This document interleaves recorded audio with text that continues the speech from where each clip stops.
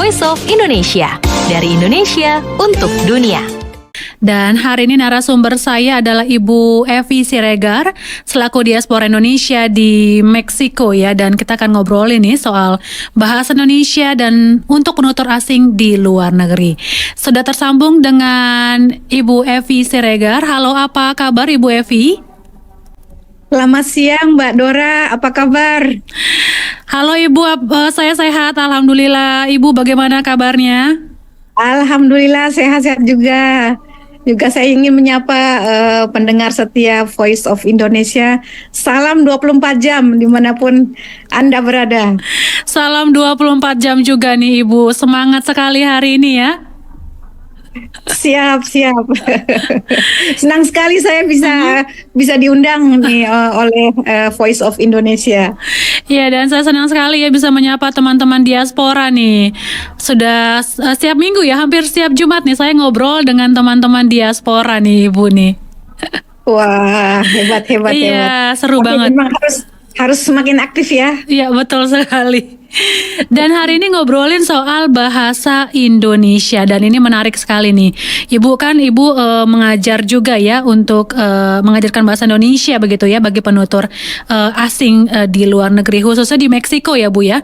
Saya penasaran ya, dan juga mungkin pendengar Voice of Indonesia penasaran. Sebenarnya bagaimana sih antusiasme warga negara asing ya terhadap bahasa Indonesia itu sendiri? Saya kira kalau bukan hanya di Meksiko ya, karena juga saya tahu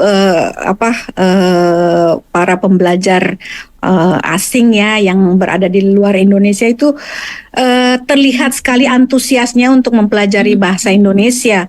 Apakah itu secara formal maupun informal. Jadi saya kira sudah banyak ya, hampir di paling tidak yang ada perwakilan Indonesianya ya, pasti di sana ada program pengajaran bahasa Indonesia walaupun misalnya baik yang formal maupun informal ya gitu. Oke, jadi mereka cukup antusias ya.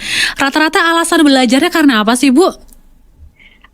Macam-macam sih ya. Kalau yang orang-orang belajar misalnya dia S2, S3 tentu saja alasannya adalah ingin menjadi seorang peneliti, menjadi ahli Indonesia.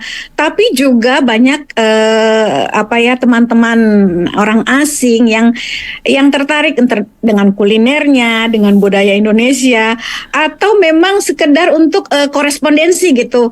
Gimana sih bisa berkomunikasi dengan masyarakat orang Indonesia ya, masyarakat Indonesia meski dalam taraf yang sederhana misalnya, tapi seperti kita juga sih kalau kita bisa mempelajari bahasa asing tentu ada rasa bangga gitu ya, kita juga bisa berkomunikasi dengan orang itu ya, itu ada sesuatu yang membuat kita senang gitu.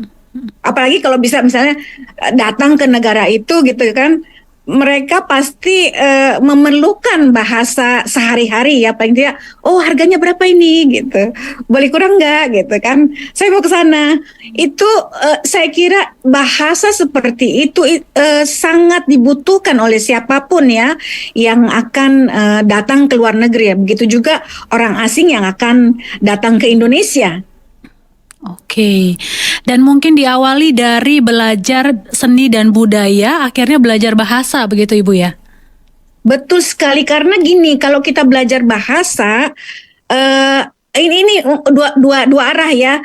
Mungkin dia tertarik dulu dengan budayanya, lalu dia belajar bahasa. Atau sebaliknya, ketika dia belajar bahasa, mau tidak mau dia harus mempelajari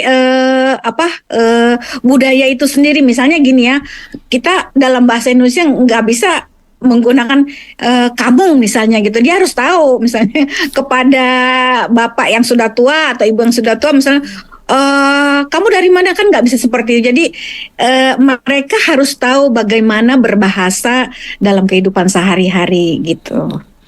Dan ini menarik juga ya, dan sebagai penutur asing banyak yang senang gitu belajar bahasa Indonesia. Lalu Ibu awalnya gimana nih? Akhirnya mengajarkan ya bahasa Indonesia ke masyarakat asing atau apalagi masyarakat Meksiko nih. Awalnya bagaimana ceritanya nih? Itu sebenarnya saya kuliah di jurusan Indonesia Fakultas Sastra UI ya pada tahun 80-an. Nah, sesudah saya lulus, saya ditawari pekerjaan untuk mengajar di BIPA BIPA, UI. iya. Jadi pada waktu itu sudah terbentuk itu bahasa Indonesia, program bahasa Indonesia untuk penutur asing di Fakultas Sastra UI. Dulu namanya Fakultas Iya, Sastra betul. ya. Sekarang Sekarang sudah kan FIB gitu ya. Iya. Iya, betul sekali. Karena saya masih generasi itu, jadi saya sering menggunakan kata FSUI Iya. gitu ya. Sekarang udah FIB. Iya, jadi ketika saya ditawari pekerjaan sebagai pengajar, muncul rasa ketertarikan di situ. Mulai muncul rasa ketertarikan. Oh, ternyata menarik juga ya mengajar bahasa Indonesia untuk peserta asing. Dan pada waktu itu BIPA UI sedang gencar-gencarnya membuat program yang lebih formal lagi dan membuat banyak hal lah mengembangkan program BIPA, dan saya sangat tertarik dengan pekerjaan itu, dan sejak saat itu saya mendalami disiplin, karena ini sebagai disiplin ilmu ya, bahasa Indonesia untuk peserta asing. Nah, ketika tahun 97 ada tawaran untuk mengajar bahasa Indonesia di sebuah universitas negeri di Mexico City, saya melamar, dan saya diterima lamaran saya. Kemudian sejak itu saya berada di dan tinggal di Meksiko sampai sekarang. Begitu cerita. Dari tahun 97 Ibu ya? Ya, betul sekali. Luar biasa Sudah lama ya, sekali. sudah hampir 26 tahun hari ini. Lama sekali. Iya. Dan apa nih mungkin perbedaannya nih Bu antara mengajarkan ya bahasa Indonesia dengan penutur asing dengan bahasa Indonesia yang dipelajari mungkin di kampus ya. Jadi pertama kali kalau kuliah di kampus tuh ada pengajaran bahasa Indonesia gitu ya, akademik begitu ya. Ini bedanya apa nih Bu ya? Ya, kalau program BIPA bahasa Indonesia untuk peserta asing itu sebenarnya kan itu keterampilan berbahasa ya, sama seperti kalau kita mau belajar bahasa Inggris, belajar bahasa Prancis, belajar bahasa apapun ya gitu. Jadi sama ini BIPA ini sama ketika kita mau belajar bahasa asing untuk orang asing gitu, maksudnya sebagai orang asing ya gitu. Jadi kalau bahasa Indonesia untuk orang Indonesia tentu saja berbeda, karena satu, dasarnya orang Indonesia sudah berbahasa Indonesia tentunya ya. Tapi kalau kita lihat kembali dari jangan dimulai dari universitas lah, taruhlah SD gitu ya, betul. SD, SMP, SMA sampai universitas. Saya pikir ada saya nggak tahu, terus terang saya nggak tahu bagaimana kurikulum untuk SD, SMP, SMA ya. Tapi kalau universitas mungkin kita fokusnya pada penulisan ya, menulis skripsi misalnya, terfokus banyak kepada penulisan formal ya, penulisan skripsi misalnya. Kebanyakan di situ kurikulumnya gitu. Nah, tentu saja berbeda dengan bahasa Indonesia peserta asing. Namun misalnya nih ya, saya kan mengajar di Mexico City ini, saya mengajar di program studi Asia Tenggara, di mana mereka belajar bahasa Indonesia bukan sekedar ingin berbahasa saja, tapi juga menjadi peneliti. Itu adalah tujuan utamanya. Kalau dia menjadi peneliti, berarti dia kan harus bisa membaca, bahkan mungkin ya bisa menulis misalnya gitu. Nah, pelajaran memang yang diberikan untuk program ini, karena ini S2 dan S3, tentu saja mulai dari TK gitu, dari TK sampai universitas, bahkan sampai misalnya kayak semacam S2-nya lah gitu. Jadi kalau bisa mereka bisa menulis sebuah teks yang ilmiah, teks ilmiah gitu, dan itu sulit sekali. Tapi itu yang saya lakukan gitu. Jadi mungkin berbeda dengan di program lain misalnya. Kalau saya memang memfokuskan karena mereka benar-benar harus belajar bahasa Indonesia secara serius sekali 3 tahun misalnya. Jadi sampai pada level bagaimana menulis sebuah tulisan yang ilmiah gitulah. Tulisan ilmiah. Saya bisa bayangin sendiri sih Bu, karena memang kuliah saya juga kuliah di jurusan sastra begitu ya, untuk bahasa asing. Jadi memang kan untuk belajar bahasa asing itu ada tingkatan gitu Bu. Ada misalnya mungkin bahasa Prancis 1, bahasa Prancis 2, atau bahasa Jerman 1, bahasa Jerman 2, bahasa Jerman 3. Jadi mungkin untuk penutur asingnya juga ada tingkatannya juga kali Bu ya. Dan dibagi dengan mungkin gramatik mungkin ya, ada tata bahasanya, ada listening, mendengarkannya begitu ya. Ini untuk latihannya Bu ya. Kalau saya sekali seperti itu, iya. Jadi mulai dari, makanya saya tadi bilang mungkin dari TK gitu ya, levelnya dari ada TK, levelnya kan, ini buku gitu ya, misalnya ini telepon, ini rumah saya, ibu saya Rama misalnya, kan mulai dari situ sampai akhirnya bisa membuat sebuah pidato misalnya, atau mungkin sebuah teks teks formal lah boleh katakan gitu. Iya. Dan pasti ada kesulitannya nih Bu mengajarkan orang asing gitu ya bahasa Indonesia. Dan ini pasti seru-seru nih ceritanya ya. Ini mungkin bisa berbagi bersama kami Bu. Macam-macam itu, misalnya ada orang yang saya nggak tahu ya, kebanyakan misalnya orang-orang mengatakan, oh dia memang nggak mempunyai sense untuk belajar bahasa, jadi sampai kapanpun dia nggak akan bisa gitu. Saya banyak orang yang mengatakan seperti itu, tapi mungkin saya pikir itu motivasi ya kayaknya ya. Ketika ada motivasi yang besar, maka ada keinginan untuk belajar. Jadi apapun itu, saya percaya ya, motivasi itu sangat penting. Jadi berlevel-level dan bertingkat-tingkat ya gitu. Motivasinya ada yang rendah, ada yang ya lumayan, ada yang memang tinggi sekali, dan juga dia mempunyai kemampuan seperti misalnya kayak seorang mau belajar vokal gitu ya, dan memang struktur suaranya itu udah bagus banget gitu, jadi tinggal dipoles gitu. Kayak gitulah kira-kira belajar bahasa. Jadi ada yang sampai nanya sampai 100 kali gitu di kelas, Bu ini artinya apa? Tadi kan udah dikasih tahu gitu. Terus lagi, Bu tadi itu artinya apa? Sampai seperti itu, sampai kemudian misalnya teman-teman yang lainnya ketawa-ketawa gitu. Aduh gitu. Tapi ya memang harus sabar ya, terutama dalam tahap-tahap awal ya. Ketika kita di tahap-tahap awal juga kan sulit ya untuk mengingat sebuah kata gitu kan. Ulang lagi, jadi nanya lagi sampai dia nanya sampai. Tapi memang seperti itu prosesnya, harus diulang dan diulang sampai kemudian akhirnya dia mengerti strukturnya, mengingat kata kosakatanya dan sebagainya gitu. Jadi macam-macam nih.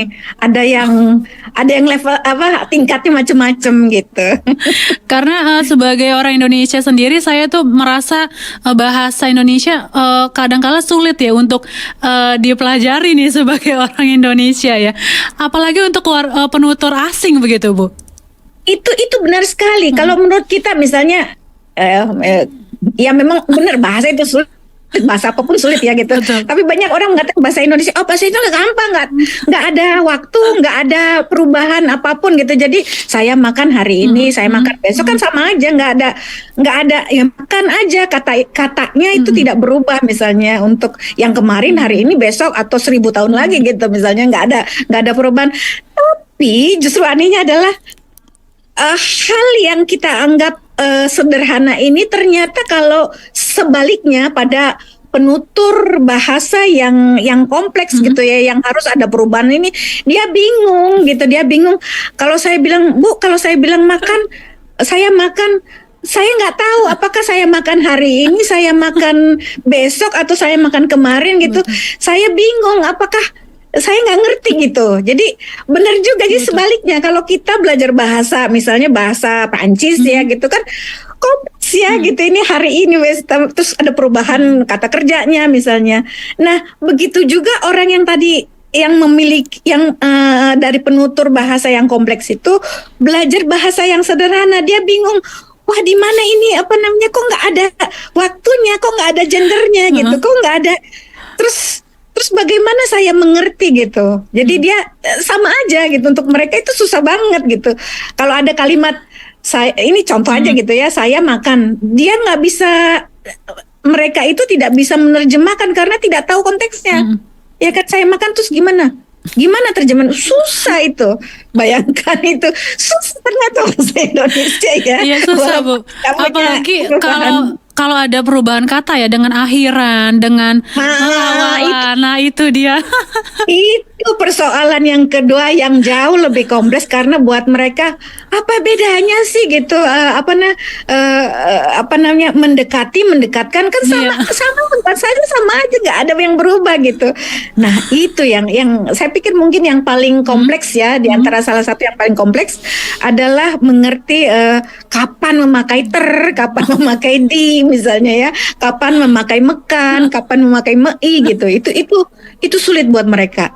Sulit sekali, ngajarinnya pun sulit ya. Karena kita juga kadang-kala menggunakan kata juga kurang tepat gitu. Seorang Indonesia sendiri begitu ya, menggunakan katanya saja kurang, pilihan katanya saja kadang kurang tepat gitu. Saya bisa memahami bagaimana kesulitan orang asing juga untuk belajar bahasa kita. Lalu strateginya seperti apa nih Bu untuk mereka ini, untuk penutur asing ini? Nah, saya kan sudah boleh dibilang sudah panjang ya pengalaman saya. Saya pikir mungkin sulit kita menjadi seorang pengajar yang bisa mengajarkan kepada semua penutur asing gitu ya.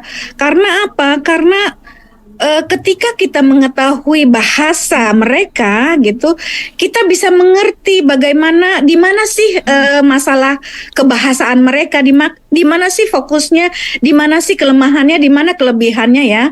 Ketika kita tahu struktur bahasa itu, maka kita jauh lebih mudah membuat sebuah strategi gitu. Jadi saya sampai hari ini mempunyai kesimpulan bahwa sebaiknya memang ada spesialisasi gitu ya, dalam tanda kutip ya, misalnya kayak dokter gitu, ada spesialis mata, ada spesialis segala macam gitu ya. Nah, dalam pengajaran bahasa asing pun seperti itu. Kalau bisa misalnya seseorang memilih misalnya dia menjadi pengajar BIPA untuk penutur berbahasa Cina misalnya, atau berbahasa Perancis misalnya, atau berbahasa Spanyol misalnya, karena dia akan mengerti kesulitan orang-orang penutur asing tersebut. Misalnya nih ya, ada contoh mahasiswa saya, dia bilang, saya kalimatnya gini. Saya ingin memaniskan hari gitu. Dia kan menerjemahkan ya, memaniskan. Nggak ada bahasa Indonesia memaniskan. Ada di dalam bahasa Spanyol bisa itu, iya, tapi nggak bisa kalau bahasa memaniskan hari. Gimana memaniskan hari? Memang bisa dimengerti tapi nggak bisa. Nah, kalau kayak gitu kan kita, ternyata dia pasti pakai konsep seperti ini ya gitu. Jadi ketika kita tahu, ketika kita mempunyai pengetahuan yang sangat mendalam dalam bahasa penutur X misalnya ya, mahasiswa kita atau para pelajar tersebut, kita akan lebih mudah memberikan cara untuk mengajar, bahkan juga tipsnya gitu ya, tipsnya yang penting gitu ya. Kalau orang Meksiko nih mestinya diajarnya untuk yang pasif nih. Mereka susah untuk mengajar, untuk mengerti bahasa pasif orang Indonesia gitu. Belinya di mana gitu. Tapi siapa yang membeli gitu kan? Belinya di mana? Nggak ngerti dianya gitu. Nggak ngertinya karena struktur mereka seperti ini. Jadi ketika kita strateginya datang dari struktur bahasa mereka gitu. Ketika kita tahu struktur bahasa mereka, kita tahu bagaimana masuknya gitu. Dan kalau kita tahu seperti itu lebih cepat. Ya, walaupun sebenarnya gini, secara teori sih bisa aja sih ya tanpa kita tahu. Tapi ketika kita tahu Betul. bagaimana kesulitan mereka, bagaimana kelebihan dan kekurangan mereka dalam gramatikal bahasa mereka misalnya, itu kita gampang mengajarnya gampang gitu. Jadi yang mestinya 3 bulan misalnya, terus cukup 1 bulan. Nah itu strateginya. Jadi kalau kita tahu di mana kesulitan mereka begitu Bu ya, jadi itu bisa jadi senjata kita untuk justru bisa mengajarkan bahasa Indonesia ya. Betul sekali. Lalu kalau ada yang mau belajar bahasa Indonesia secara mandiri nih, Ibu ada tipsnya nggak nih Bu? Bisa tentu saja. Karena kan misalnya tetap saja dia harus menggunakan satu buku yang baik ya. Oke. Satu buku yang baik. Paling tidak dia harus tahu, mau nggak mau ya, itu dia harus tahu gramatikalnya misalnya. Kalau belajar cuman asal Asal bunyi ya. sembarangan istilahnya dari kanan ke kiri atau dari atas ke bawah dari gitu, nggak ada alurnya gitu. Nanti dia kasihan ketika dia mempunyai kesalahannya itu susah diperbaiki. Nah, itu yang menjadi masalah. Ketika kita belajar bahasa asing, tahap awal ini sangat penting. Jadi dia harus membaca buku. Nggak bisa dia hanya sekedar dengar aja gitu. Dia harus membaca buku teorinya. Paling tidak dia tahu misalnya subjek predikatnya, ya kalau misalnya dia kalau bahasa kalau ada konjungsi seperti apa misalnya, dia harus baca itu. Jadi gini, kalau sama seperti kalau kita mau masak gitu kan, kita tahu trik-triknya. Nah, ketika kita tahu trik-triknya, kita bisa mengerti menunya gitu. Mungkin seperti itu ya. Jadi saran saya selalu tetap harus membaca buku teori ya gitu. Apapun buku teori, buku apa saja boleh gitu, tapi dia harus baca buku teori supaya kenapa? Karena kalau mencegah kesalahan-kesalahan, karena kalau udah masuk dalam satu memori itu Susah untuk menggantinya ya Bu ya. susah untuk menggantinya itu begitulah. Dan mungkin juga latihan dengan penutur aslinya begitu ya, dengan orang Indonesia. Tentu saja. Jadi mau nggak mau kalau kita belajar bahasa asing, hal yang paling baik sekali gitu adalah mengcopy bagaimana Betul. mereka berbicara. Waktu saya juga belajar bahasa Spanyol gitu ya, banyak hal-hal yang nggak bisa saya ngertiin ya. Kenapa? Tapi udah ikutin aja gitu, ikutin aja. Oh, ini maksudnya begini gitu, ini tujuannya begini. Kalau dalam kondisi ini dipakainya seperti ini gitu. Jadi saya mengcopy semua, bukan hanya kata-katanya atau strukturnya, tapi juga mengcopy dengan konteksnya gitu. Ketika kita mengcopy konteksnya, kita nggak salah gitu. Jadi kontak dengan penutur aslinya itu sangat penting. Makanya sebaiknya sih memang gurunya adalah penutur aslinya ya gitu. Paling tidak misalnya lafalnya baik gitu kan. Walaupun sebetulnya saya sebagai dosen gitu ya, sebagai pengajar, tentu saja seorang guru memiliki banyak ilmu ya untuk mengajar. Jadi tidak strict harus pada penutur asing. Kalau dia hebat, mengapa tidak gitu. Iya Bu.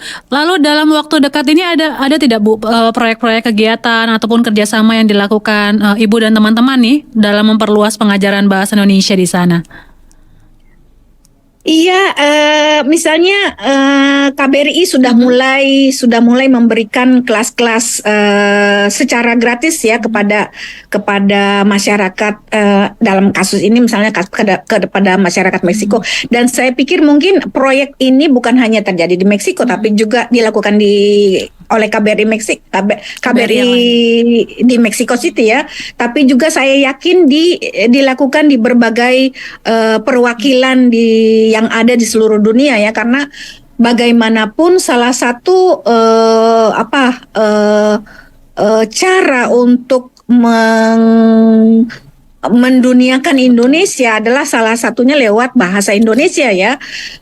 Dan saya pikir mungkin pemerintah harus lebih gencar lagi, kayak seperti Jepang misalnya, itu hebat sekali, mereka memberikan banyak beasiswa ya untuk belajar bahasa Jepang misalnya.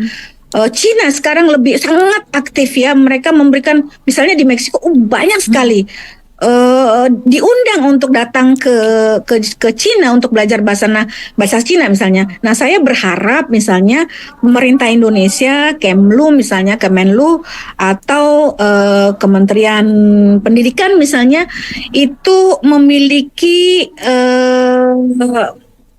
strategi ini, karena ini sangat penting buat menduniakan Indonesia lewat bahasa ya gitu. Dan saya dengan teman-teman diaspora IDN Global ini sedang mempersiapkan sebuah deklarasi nih. Kita kan akan menuju 2045 ya, di mana bahasa Indonesia akan menjadi, insya Allah ya, akan menjadi bahasa dunia. Tapi untuk mencapai ke sana gimana nih caranya? Kita sendiri harus menyadari itu dan mulai bekerja sama gitu dengan pemerintah Indonesia. Jadi para diaspora ini diajak gitu oleh pemerintah Indonesia. Tapi para diaspora itu juga harus sadar, walaupun diajak atau tidak diajak, saya pikir mungkin ini salah satu tugas kita ya sebagai diaspora. Meskipun dia sudah menjadi warga negara asing, cinta kita kepada Indonesia itu tidak akan luntur. Betul, gitu ya. Sekali. Jadi kita terus untuk menyemangati bagaimana ikut serta untuk mencapai tujuan itu, agar bahasa Indonesia menjadi bahasa dunia ya. Dan mudah-mudahan nanti Kongres Diaspora ke-7 nanti yang akan di bulan Agustus ya Bu ya. Insya Allah tanggal 12 Agustus insya Allah kita membuat sebuah deklarasi untuk menjadikan bahasa Indonesia sebagai bahasa dunia. Yuk kita pakai bahasa Indonesia gitu. Oke, luar biasa sekali ya. Ini ajakan untuk kita semua untuk menggunakan bahasa Indonesia. Harus bangga ya dengan bahasa kita sendiri, begitu Ibu ya. Betul sekali, kalau tidak kita siapa yang harus bangga gitu kan. Kita ini bahasa diaspora Indonesia, bangsa Indonesia, tidak ada lagi selain kita, dan kita harus memajukan bahasa Indonesia begitu. Terima kasih Ibu Evi Siregar untuk perbincangan hari ini, luar biasa sekali semangatnya nih, semangat kita untuk terus menggelorakan ya bahasa Indonesia dimanapun kita berada nih ya. Dan berharap terus semangat Ibu untuk mengenalkan bahasa Indonesia ya ke penutur asing di sana. Dan dan salam juga nih untuk teman-teman diaspora di Meksiko. Ditunggu nih di Jakarta ya nanti bulan Agustus Bu Evi. Iya siap, dan mungkin dari saya memanfaatkan spasi ini untuk mengajak teman-teman seluruh diaspora di seluruh dunia, yuk kita datang ke Jakarta untuk membuat deklarasi bahasa Indonesia sebagai bahasa dunia. Iya betul sekali. Terima kasih Bu Evi untuk waktunya, sehat dan sukses selalu ya. Terima kasih Mbak Dora. Salam 24 jam buat teman-teman di seluruh dunia. Salam 24 jam Bu Evi. Voice of Indonesia, dari Indonesia untuk dunia.